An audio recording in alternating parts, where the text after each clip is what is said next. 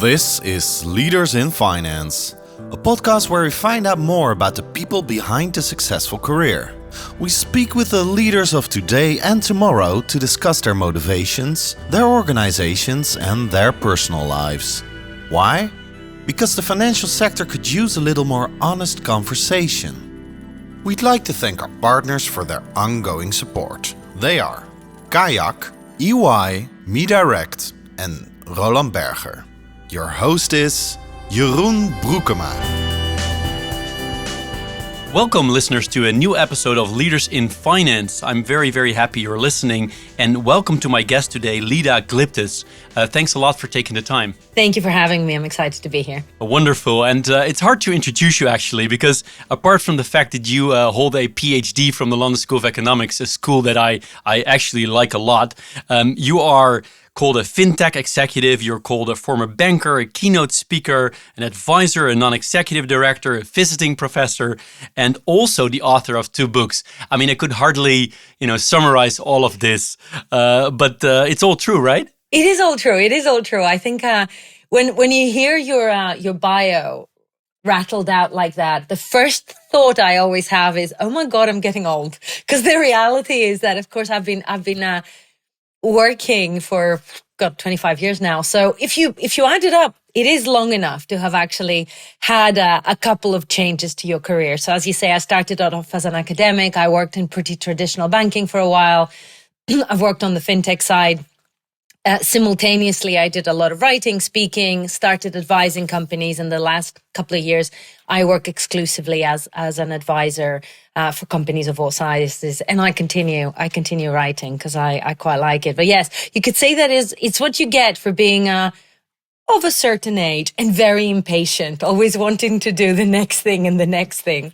That's great. Was there a moment in your career that you thought, I will really be a fintech entrepreneur or be a banker or be, being an academic for the rest of my life? Or was there always the idea I will do other things?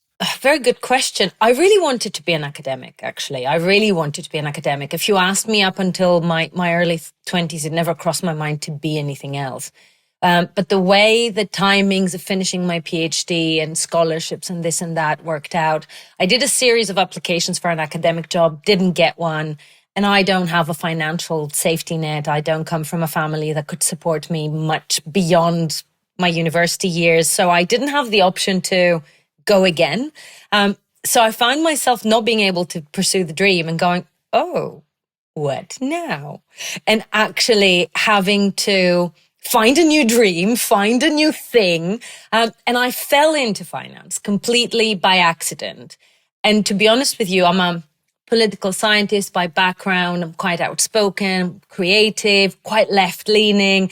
So the idea that I would enjoy being in finance was so counterintuitive. And I was absolutely disgusted with myself because I really enjoyed it and I was very good at it, which went against everything I believed about myself. But even in my first few years in banking, and I'm sure that people who start their career feel that way always, I didn't necessarily see a path. And there were moments when I wasn't very happy in my job, which happens to everyone, that I didn't even feel that I had a linear path, let alone multiple paths. So I think the first 10 years of my life or so, the choices I made were to avoid getting trapped rather than because of a grand plan. I look back, it's worked out okay. But I would lie to you if I tell you, I've always wanted to become this fintech fusion technology specialist. Absolutely not. But it has worked out okay. So what was it that you actually start to like it? Do you recall? I recall when I started to like it, and I recalled the moment when it all started to make sense, and they were not the same moment. I really started to like it a few years in when I started working in change management. And I like fixing things.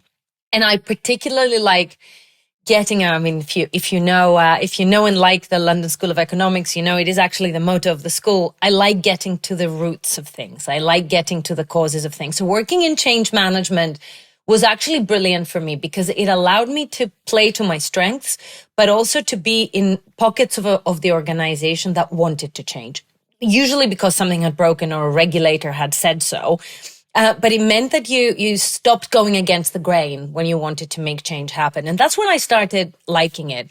A few years into that work, I started coming across what I can only call the learned helplessness of big financial service organizations, where people who would manage teams of 30,000 people would say to me, oh, I really want to do that, but can you help me out with resources because I don't have people? And I'd be thinking, I've got 6 people in my team and you have 30,000. And it was a very disappointing period in my career when I realized that actually there are leadership failures and courage failures that hold back most of the work we need to be doing. But actually, when you work out, that's where things fall down. You're much more effective at fixing them. Because up until you get to that moment in your career, you think it's about the system, it's about the knowledge, it's about the plan. No, it's not. So I remember the moment when I started liking it, and I remember the moment when I started really seeing how it works. But that was the moment when I momentarily stopped liking it because it was really disappointing. But then you bring the two together and you re-energize yourself. Yeah. That's great. Thank you. Thank you for sharing this. And then at some point in your career, you thought, I'm going to write a book. And you also write it in this book that it is not easy writing a book, right? No, it's not. It's not easy writing a book. So I started writing a blog for a magazine that used to be called Banking Technology and now has become Fintech Futures about 9 years ago now. And I started writing for therapy purposes. I started writing usually at the end of a very frustrating day, trying to distill the frustrations of the day into something universal and constructive. As you probably have worked out, I have a pathological positivity because I find that I drag myself down if I allow myself to get too depressed, too pessimistic. So anyone who works in a corporate has difficult days, and I would get home after a difficult day. And I started writing as a way of turning the day's frustrations into something useful and ideally actionable. And a few years into that process, actually, the editor of the magazine I wrote for said, it's time now. It's time to actually go deeper in those ideas and produce a book. And you know the phrase, they say that there's a special place in hell for women who don't support other women. Well, there is a very, very special place in heaven for women who will shout out another woman's name in a room full of opportunity. And that's exactly what she did for me. So she reached out to Taylor and Francis, my publisher, and used her own connection and cuteness to say, you should talk to this woman and you should talk to her about publishing a book, which of course made me write a proposal, which I wouldn't have done before because you don't want to let this person down. One thing led to another, and now I'm the author of 2 books, as you say. But it is hard writing a book. It's actually harder writing a book than writing anything else because, first of all, we are not in the habit of doing long-form complexity in our jobs anymore. We do complicated projects, but we don't actually have the discipline of building thoughts to that level of complexity that hang together. And the second thing is that no matter how good your keynotes are, no matter how good your blogs are, they are ephemeral. They are forgotten. They are contextual at all times. A book is a physical artifact that has a different kind of longevity. And although it doesn't have the same reach as an article that can go to 20,000 people just like that, it has a different kind of staying power. So you need to answer different questions and you need to do it with a different kind of discipline. It's very lonely. You spend a very long time silently alone with your thoughts. Can imagine. So love to talk with you on the newest book, right? Which I think just a few weeks ago came out called Beyond Resilience. But maybe a few words before we go into that on your first book, Bankers Like Us. For people that haven't read it, what was the core message there? The core idea of Bankers Like Us is 20 years of failed technology transformations have taught us that the problem is always people, never technology. The reason we fail is us.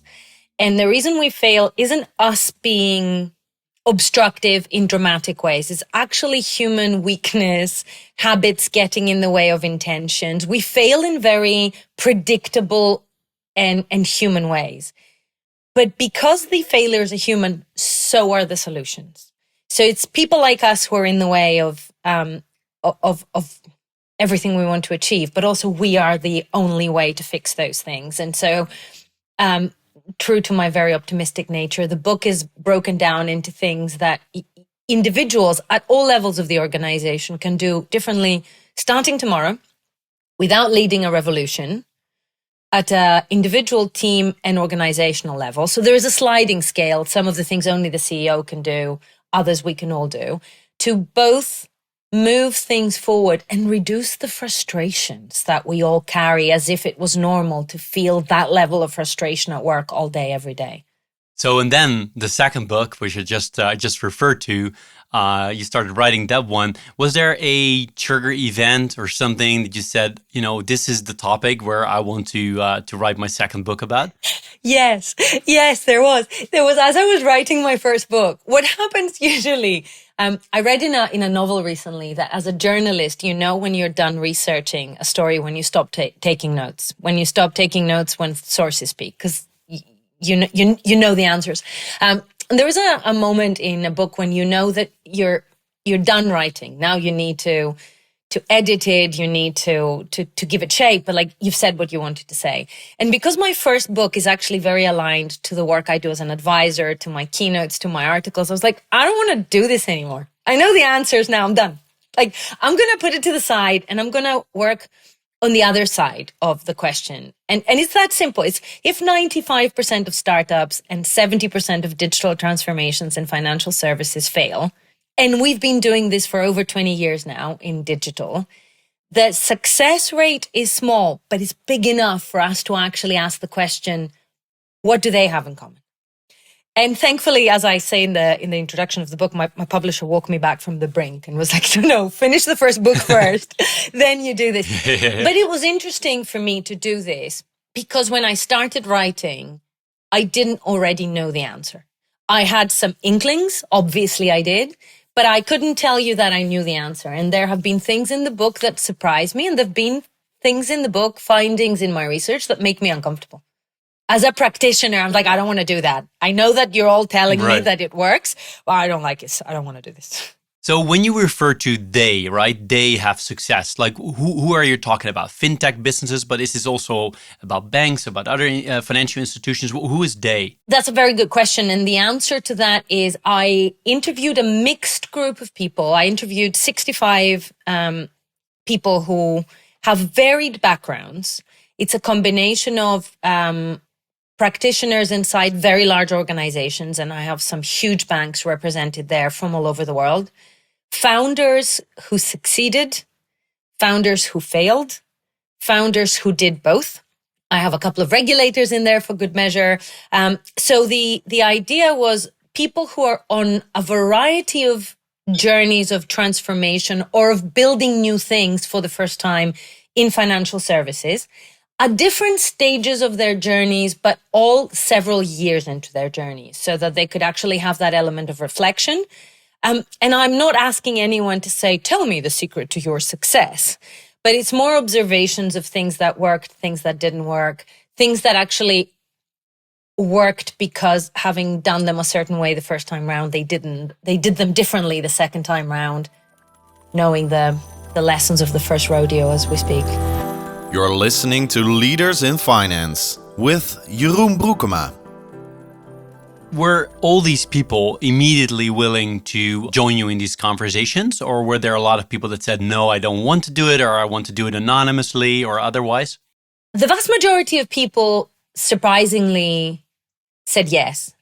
Maybe I shouldn't be surprised. Because you knew them already, right? I knew them already. And I think part of it was they knew that I'm coming to the table with a certain ethos. They knew that they could expect a certain degree of integrity. So that helped. I would say that I didn't have anyone who said no outright. I had a couple of people who said yes, but then their answers, because quite a few people had to bring their corporate communications and lawyers in the mix. The vast majority of those colleagues were actually super constructive. There were a couple of occasions where the answers were sanitized to the point of not being useful. So actually, I didn't use them and I didn't even count them in my last statistical group.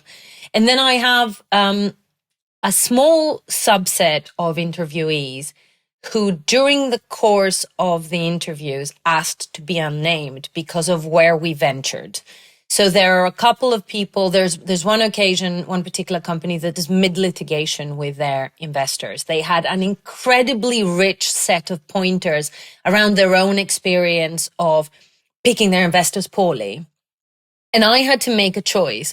Do I include them anonymously and exclude all of that incredibly rich content? Or do I include them? And so there are a couple of cases that there's litigation. There are a couple of cases where people wanted to talk really openly about retrenchment or cutting very deep into their workforce, and they would rather do it without being named, which I also respected. And I made a very conscious choice in those cases that actually what they had to say without being named was so valuable. So with a small caveat of people who were happy to be quoted but not named, I didn't have anyone who said no. It tells a lot about who approached them, probably. So if you look at the continuum of being a purely academic work and a purely anecdotal work, where are you on that continuum with this book?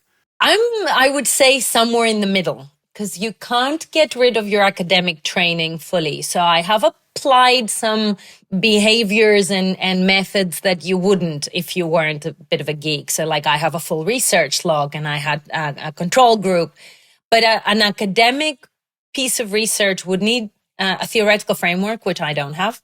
And it would probably say that the number of interviews I've done has no statistical significance. So actually, I should go out there now and interview, 700 more people to actually see if statistically these opinions are.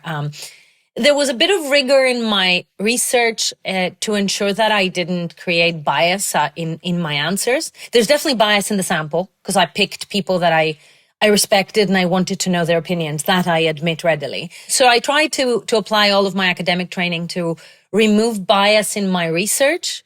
But whenever you do anything that isn't mathematically driven, there's always bias. So I'm willing to own that there's probably quite a bit of my own views in there, even when I thought I was being objective.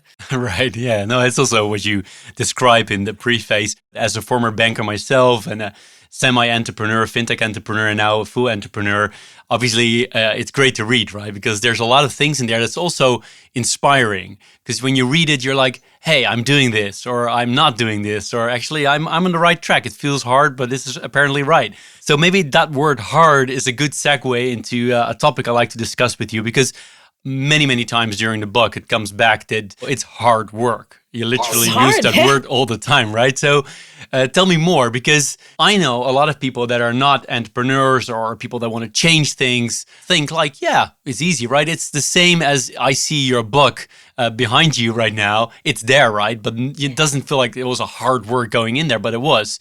So tell me more about how you know, how you feel, how people describe that all these, to get something done, hard work is needed. I'm glad you home in on that, because I think there are several strands there. First of all, for those of us who've been in the industry long enough, I think we can all say that there was a moment when the fintech wave started becoming super popular, where we fed the industry a major lie, where we actually created this playground and cupcake and balloon animals feeling to entrepreneurship. And I don't think anyone did it intentionally.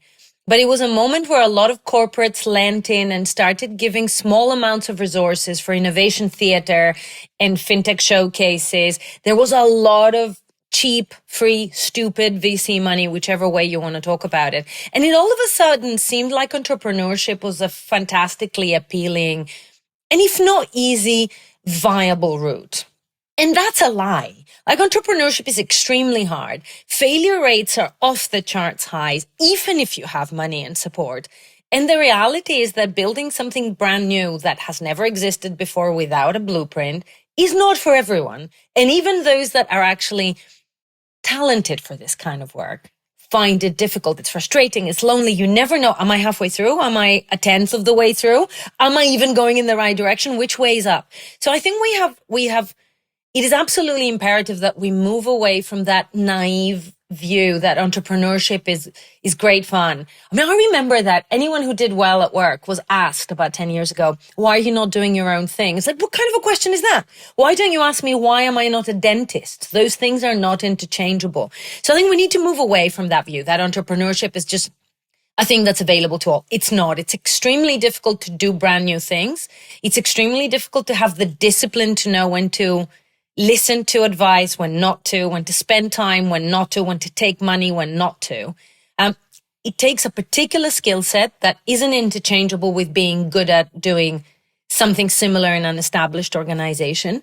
And one of the things that came out very, very strongly in the book, and anyone who picks it up can see some of the people's personal stories, is that it's not just hard work. It's also hard on you as a person. It's hard on your family relationships, your professional relationships, your sense of self-worth. It takes a lot out of you, and we don't talk about this enough. So it's complicated work, which makes it hard anyway, without any user manuals, which makes it inaccessible to most people, and with an extremely high toll on you as a person. I mean, hard it doesn't come close to describing it. And frankly, one of the things one of my early reviewers said about the book, and they found it surprising, is you almost sound like you're trying to put people off from this journey. And the answer is, I sort of am not trying to put people off, but trying to give people reason to pause and say, hey, is this for me? Or am I motivated by a romantic idea? Everyone has a novel in them. Everyone has a business in them. No, they don't. This is extremely hard. So what is actually the right motivation to succeed? Because there's so many reasons why you shouldn't, because you need to deal with insecurity, a lot of insecurity, what you're just describing. It's hard work. I mean, all the things you just said. So what is a motivation you came across often that you think is a right one, or at least has a relatively high chance for succeeding? Again, a brilliant question. I would say that the motivation that the people I spoke to had in common was a desire to have an impact that was bigger than their paycheck. Oh, it's the purpose again. 100%. And we always think of bankers as being cold, calculating capitalists. And I'm not saying that these people didn't want to make money, but the language of impact comes up again and again. And a couple of the people I interviewed, in fact, I'm not going to give it all away, but there's a Dutch entrepreneur in there who said, I am doing this because it's not easier. Because I want to do something that isn't just waiting for the next guy to pick it up. I want to do something that will have an impact, and the complexity is appealing. Now, so that's the motivation that actually keeps people going. But there are a couple of characteristics that people have in common that allow them to keep going. One is resilience. Like, it takes a lot of resilience. The second, which is where the title of the book comes from, is the ability to do structured, disciplined, unsexy work for a sustained period of time. Resilience is not enough. What I often call to my team, do the 1,000 shitty things. Yes. Just keep doing them. Is that Exactly. what you mean? I mean doing the 1,000 shitty things consistently over a long period of time. I think one of the takeaways of the book is that there are all these verticals of things you need to do. And one of the things I keep saying is, you don't get to pick. You have to do them all. And if you say, well, that's a bit hard, the answer is, told you so. I told you from the beginning that this is hard. Nobody said it was easy. I told you it was hard. Now I'm telling you what to do. That won't make it easy. It's just a checklist of hard things. You're making sure that a whole generation of potential entrepreneurs actually never start. Well, I think the entrepreneurs will still start. But I do wonder whether reading this will protect a whole host of things who are not entrepreneurs. And it will be a very traumatic experience for them. And actually not doing this, but doing something semi-structured in an established company will have them at the peak of their creativity and happiness. And that's okay. Actually, if you read the book and go, the entrepreneurial journey is not for me, doing change work inside a big corporate would suit me better, that is a fantastic win for me. For me and for the person making that realization. We spoke already about the fact that, in my words, you get a lot of insecurity as an entrepreneur, someone who wants to change things within organizations. Dealing with this insecurity is a very big part of being successful and keep going. Then at the same time, in your book, you talk a lot about control. Try to get control of the things you can control. Could you explain me more? Because these two things seem to also not go easy together. It's contradictory on some level, isn't it? Some of it is capturing the contradictory experiences of an entrepreneur or an intrapreneur. And some of those contradictions cannot actually fully be reconciled. You have to live in that gray zone. That said, there are two things I want everyone to take away. The first thing is when you're doing new things for the first time, there's a whole host of variables that are outside of your control. And accepting that is the first step to sanity. But not everything is outside your control. And one of the things I have seen entrepreneurs over the years do is say, well, we're entrepreneurial, move fast and break things, not keeping an eye on runway, not keeping an eye on what the market is doing. I'm like, whoa, stop. Building new things for the first time has a lot of variables that are outside your control. Everything that isn't outside your control, though, should be in direct, immediate, and constant control. So you should have a eagle eye on your runway, on how you manage and spend your time. Be intentional about it, on what the market around you is doing, on what the market around you is telling you. We have seen so many entrepreneurs who have actually early feedback from the market that their pricing is wrong or that their product market fit isn't right. And they choose to disregard it because they're pursuing their dream. So when I say that control what you can, I actually mean that there's a whole host of things that entrepreneurs, your risk registers and your scenario planning, all of these things are things in your control, and they're historically associated with high failure rates. The vast majority of things that cause failures in change work and startups and building new things are actually things that are in our control and we didn't control them. So for the things that are in our control, there is no excuse. We have to be disciplined about them. For the things that aren't in our control, we need to have early warning systems. But one of the things that can be in our control is what you talked about right at the beginning, that insecurity, that vulnerability, that human side of the founding team and the entrepreneur. What I see often is that self-awareness is one of the biggest superpowers that you can have, well, in life in general, but specifically in this business. Everyone has insecurities. Everyone has vulnerabilities. Everyone has things they're not very good at. The people who succeed at this uncertain work are the people who are good at finding ways to control some of those variables, either by surrounding themselves with teams and co-founders who are good at the things they're not, or by surrounding themselves with a sort of advisors that will catch you out, prevent you from making an unforced error, or helping you bring a decision 6 months forward.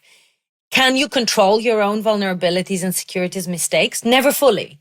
But have you done everything in your power to control where you can? My answer is that the vast majority of people have not. We actually leave a lot of things that could be in our control to the fates. And that's dangerous. I wrote so many notes, so I don't know where it was in the book, but a couple of times it comes back that you actually need to know yourself quite well, right? And you kind of said something along those lines already just a few minutes ago. But could you explain me, is it really true that all the people you interviewed, actually you feel like they know themselves quite well? I mean, let's say better than the average person in society? Oh, nice question. Quote unquote, are just maniacs and they keep going and they just don't think and they just keep going for some, whatever reason. Maybe they're insecure from their youth, or they have had an experience why they're so motivated, or they want to prove themselves, or any other reason. Or do you actually think they know themselves well? I think it's a very thoughtful question. And look, there's as I say repeatedly in the book, there are life choices in there I don't understand. There are people who are sitting on more wealth than I will ever imagine in my life, and they're putting all of that money into the next thing. Are they maniacs? Absolutely. Like, who does that? There are life motivations that I will absolutely never understand in there. And I think that's the other thing that is okay. I actually say it in a number of interviews. Why are you doing this? Why are you not sitting on a beach? And the question is unfathomable to you. It's like, why would I? I'm like, well, because it's a lot more fun sitting on a beach than working 14 hours a day. So there is that, like, they are maniacs. They're different, different makeup. But I think the interesting thing is, as I reflect on your question, do they know themselves better than the average person? Perhaps. Do they know themselves full stop? It's a journey. And that journey, you can see people reflecting on the arc of their journey about the moment when they gained confidence, the moment when they gained humility, the moment when they actually came up from an embarrassing failure and felt ready to go again. And I'm pretty sure that all of those things are true, but those people still have immense blind spots. And like you're only done learning when you're dead. So the journey of an entrepreneur never stops teaching you. Like if somebody goes, I'm a 3-time founder, I've been doing this for 15 years, there's nothing left to learn. You're like, okay, I'll get some popcorn because the next one will be spectacular. They have definitely found themselves on journeys that force accelerated learning upon you more than if you shuffled down a more predictable path. In that sense, they probably have been forced with some more self-awareness. But then again, some people are not teachable. And there are many people that I did not include in the book because there is no self-reflection. So if every success is down to your genius and every failure is down to bad luck or the world conspiring against you, then there's nothing useful for me to put in my book for you to apply to your journey, other than there are some maniacs out there. Be careful. You're listening to Leaders in Finance with Jeroen Broekema. Talking about feedback, you say it's really important you keep asking your customers what they think about what you do. Do you have tips for people that are running businesses right now or intrapreneurs as well? How you can easily make sure that you keep doing this, but also that you actually do something with the data you get from your customers? So everything around feedback, I like to learn more about how to get feedback and how to actually use it in a useful way in my business. Feedback, as I like the alliteration, I say it's not always friendly, but it's always your friend. So the first thing to think about feedback is you have to create a cadence of receiving it that is so regular that you don't find yourself making a big production about consuming it. Now, that regularity, depending on the type of product you have, might be once every 6 months, or it might be once every 20 minutes. It really depends on the product. But because feedback can be emotionally hard to receive. I was with a friend who's an entrepreneur last night, and he said to me, I have a difficult meeting tomorrow morning. I have to go tell my client that their baby is ugly. There is such an emotional attachment to what you do that if the feedback is you're great, then that's fine.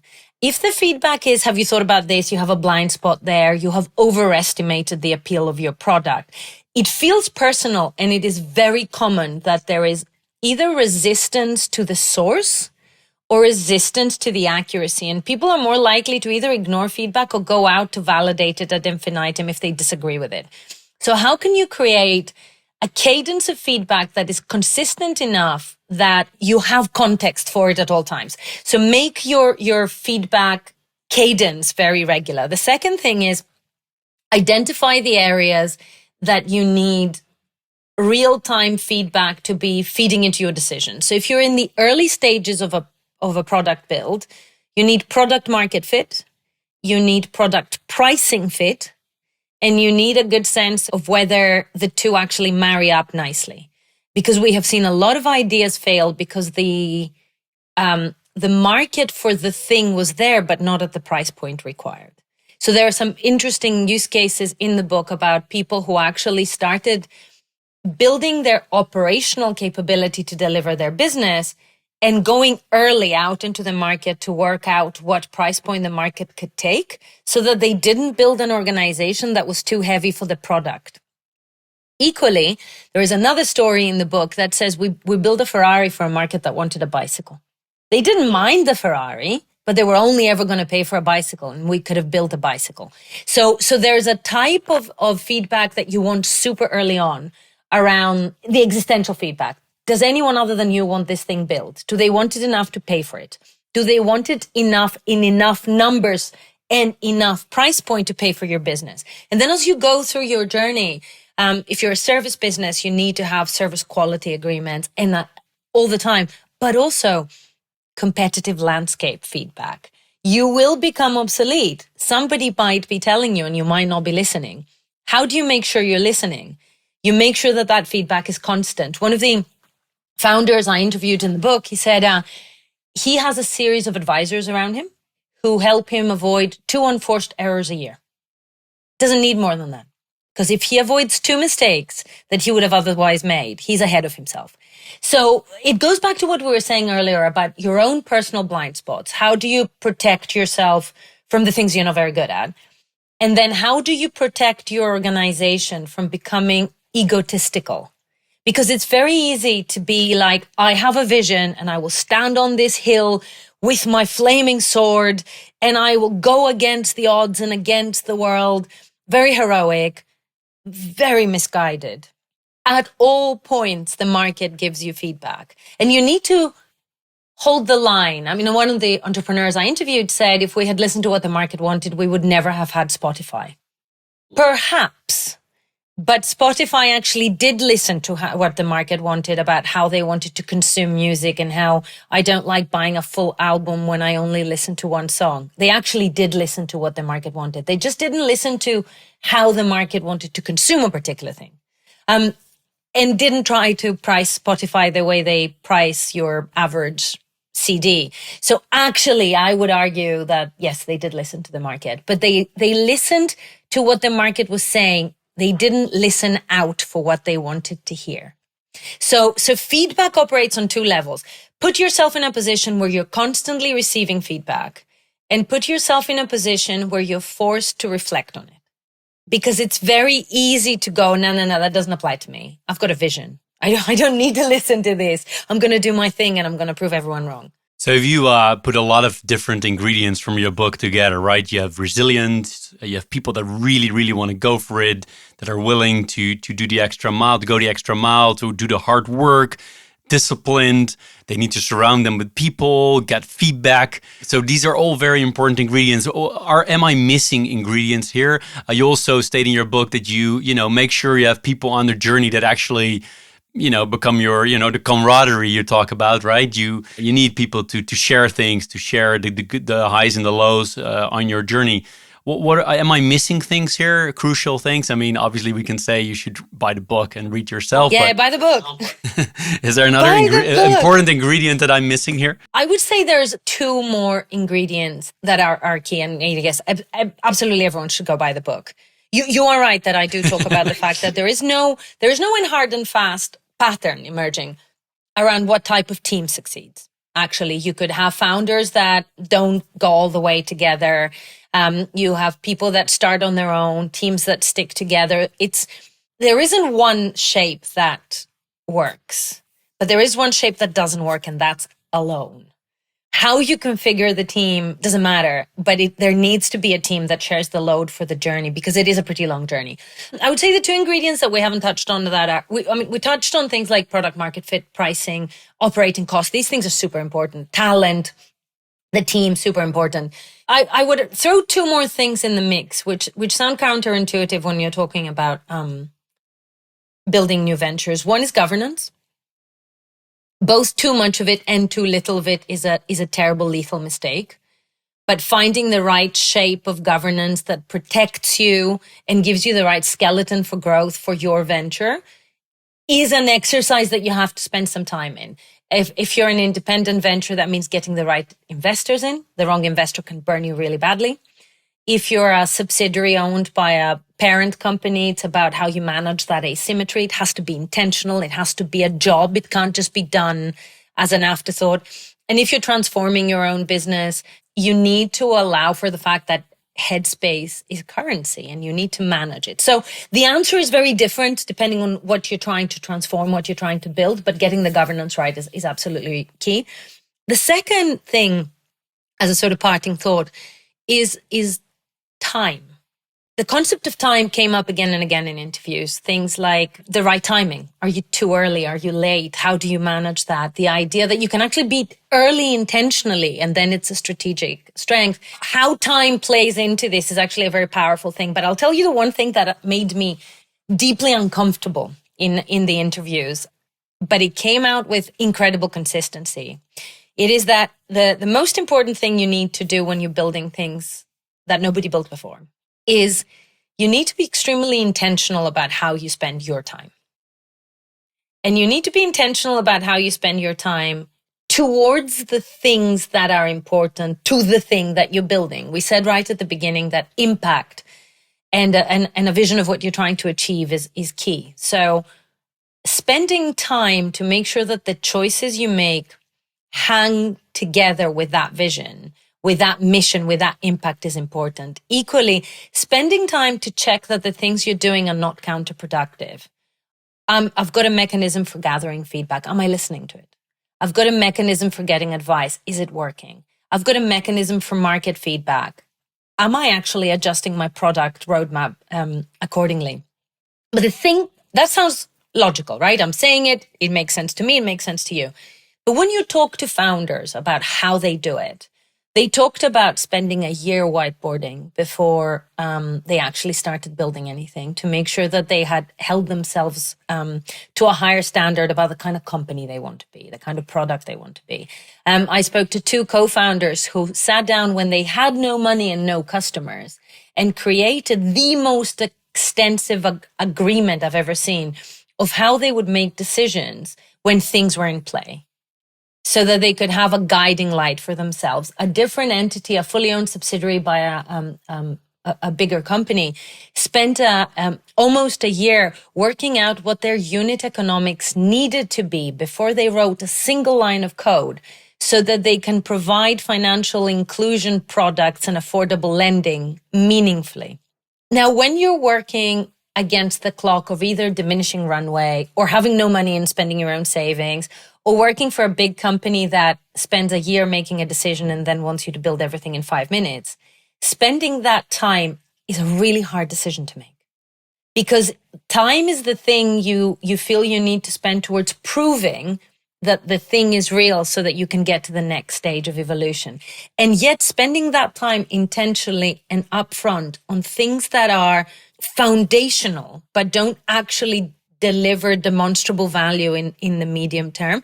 It was uncomfortable for me writing it down, but I know it absolutely to be true, because you see what happens when people don't do it. And it is one of the most consistent thematic imperatives that come out of the book. Be intentional about how you spend time, because that determines your culture. It allows for your structure to develop differently. It creates discipline about the things that matter, and it drives your decision making under fire. Why does it feel so uncomfortable to you? Because it all sounds very, very right. It's extremely hard to do. Exactly that. It sounds very right, but it's extremely hard to do. And I have worked both for very big corporates and I've worked for startups. And I'll give you a small example for both, right? If you work for a corporate, when you're trying to get a transformation program approved, you usually spend anything between 1 and 3 years aligning your stakeholders to say yes. When you get to yes, the clock starts running out on you, because the time that the organization spent thinking about it was not time you spent working. You spent it getting smarter, but you had no engineers, you had no data scientists, you had no resources. But the organization doesn't feel that way. Intellectually, it knows that. Emotionally, it doesn't. So you know, if you've done this 2, 3, 4 times, that you need to start showing points on the scale immediately, actually faster than fast. So if you sit back and go, right, we got the green light, let's align on imperatives here, you might get your program killed before you even get off your seat, right? Similarly, if you work with investors, the investors will love you on your first board meeting and will tell you have plenty of time. And by your second board meeting, they start getting nervous. They will start wanting proof points. They will start wanting you to to bring some money in sooner. Yes, we said we're doing. That's the reality of the game. So it takes immense discipline and the governance that helps you to be able to spend time when you don't feel you can afford it. The value of it will be huge, but it comes with a risk, and it also goes against the grain of how we work. But that's the whole point. We are talking here about doing things for the first time differently to the way they've been done before. That's what it looks like. There's so much of what I read in the book, as well as what you're just telling me today, that I recognize. It's just unbelievable how much I recognize. So if I would have been one of the ones you had interviewed, I would definitely would have come up with a lot of the same things. So, and also, I mean, I said it before, but I highly enjoyed reading it, and especially because it gives a lot of energy. When you read it and you have all these little text boxes with nice quotes and stuff. Thank you. Every time I get inspired, you get energy, and some things are indeed uncomfortable because you know you're pretty bad at it and you know it's very important, especially the ones on time and, free up headspace to actually do the real thinking instead of just acting and responding to things. But my last question would be, I'm clearly someone, that is the target audience. But who should buy this book? For whom should it be especially interesting to buy and to read? I actually think that the book would be useful for anyone who's running a startup or a challenger or considering doing it. Their board members and investors, but also decision makers in large organizations, because transformation is non-optional these days. Like, we have actually dragged our legacy with us for so long and so far that even the organizations that were reluctant about embracing transformation are going to have no choice, especially in the context we are discussing today in Europe, with some very interesting regulation hitting us all at the same time, right? We're not going to be able to carry the legacy we've always had. So anyone who needs to do new things for the first time, or is contemplating that life, or is sitting on the board of a company that needs to do new things for the first time, I think there will be something useful there. Because I'd like to think that even if you don't agree with the findings, the questions will give a degree of greater self-awareness. And as we said at the beginning, self-awareness seems to be one of the most valuable things that a founder can take with them on this journey. Wonderful. You're such a great person to talk to. I highly enjoyed it. As I said, I highly enjoyed the book, but also highly enjoyed this conversation. We will put the links to the book and to you and all the things you've written in the show notes, so people can do further reading, listening, watching, etc. Once again, Leda, thanks so much for taking the time to speak to Leaders in Finance, to speak to me. I very much enjoyed it. Thank you. Thank you so much. Thank you for having me. You've been listening to Leaders in Finance. We hope you've enjoyed the episode and would love to hear from you. What's on your mind? Who would you like to hear next? Tell us in an Apple or Google review via email or our social media channels. We'd greatly appreciate it. Finally, we'd like to thank our partners for their ongoing support. They are Kayak, EY, MeDirect and Roland Berger. Thank you for listening.